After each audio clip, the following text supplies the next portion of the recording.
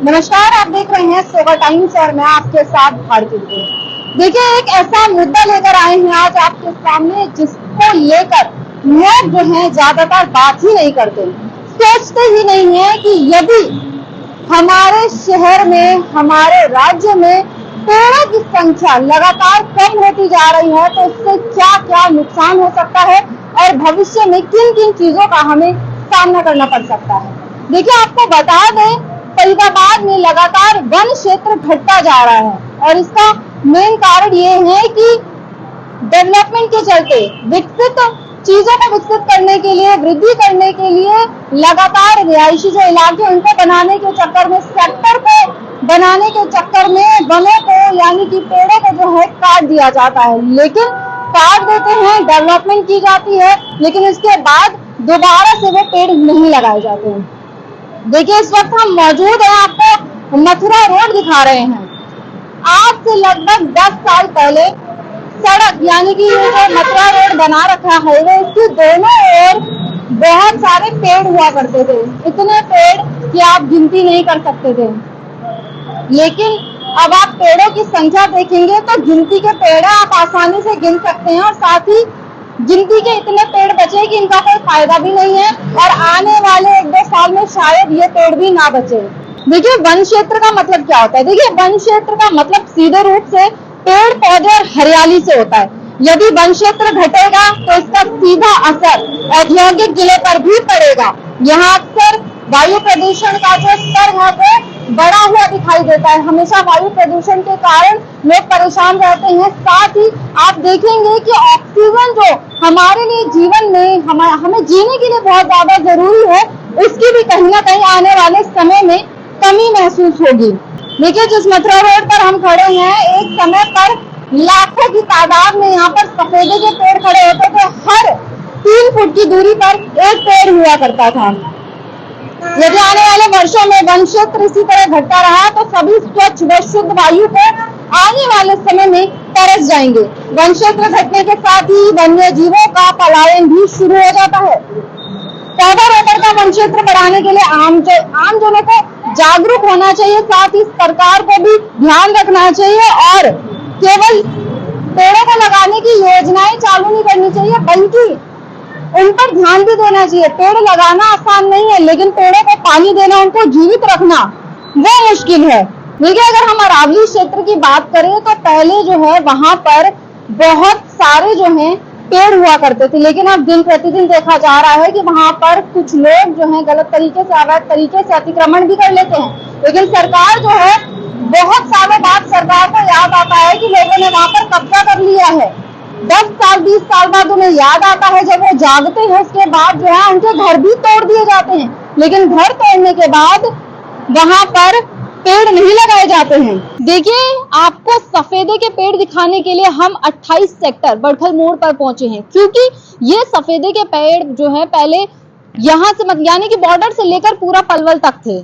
National highway के बगल में जो सब कुछ बर्बाद कर दिया है, जो काट दिया है, फेंक दिया गया है और वो पेड़ दोबारा जो नहीं लगाए गए हैं वो पेड़ आपको दिखाने की कोशिश कर रहे हैं, जिसको ढूंढते ढूंढते हम सेक्टर 28 यहाँ पहुंचे हैं। आप देखेंगे सफेदे के पेड़ जो हैं बहुत लंबे होते हैं और ऊपर जो है काफी पत्ते और नीचे जो है लकड़ी दिखाई देती है। सफेद कलर की यहाँ पर आपको दिखाई दे रहे होंगे कुछ, इसलिए इनको सफेदे का पेड़ कहा जाता है।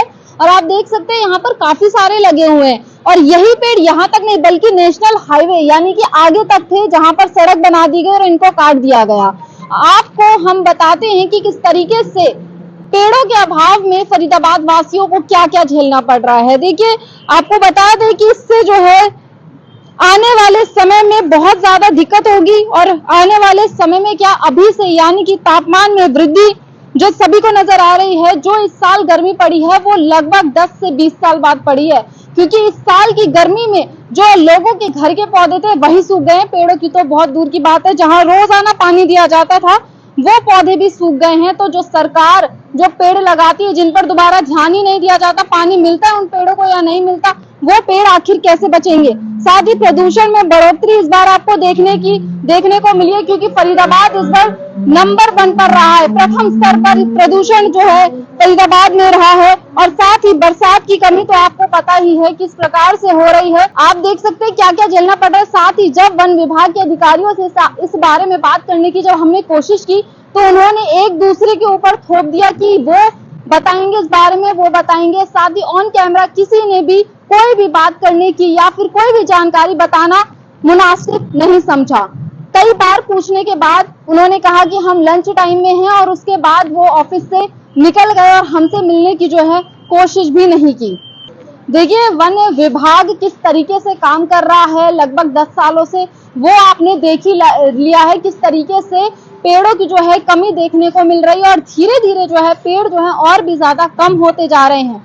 वन विभाग हर साल यानी कि हर वर्ष बहुत सारे पौधे लगाता जरूर है, लेकिन जीवित जो है उनमें से आधे भी नहीं रह पाते हैं। साथ ही आपको बता दे देखिए, अगर आपको अपना भविष्य सुधारना है, आने वाले समय में आप चाहते हैं कि आपको जो है बहुत अच्छा मौसम मिले, बहुत अच्छा इन्वायरमेंट मिले, क्योंकि आजकल क्या है कि कमाने की भाग दौड़ में गांव से लोग निकलकर शहर में पहुंच रहे हैं और शहर में आने के बाद भी लोगों को वो वातावरण नहीं मिल पा रहा है जो मिलना चाहिए।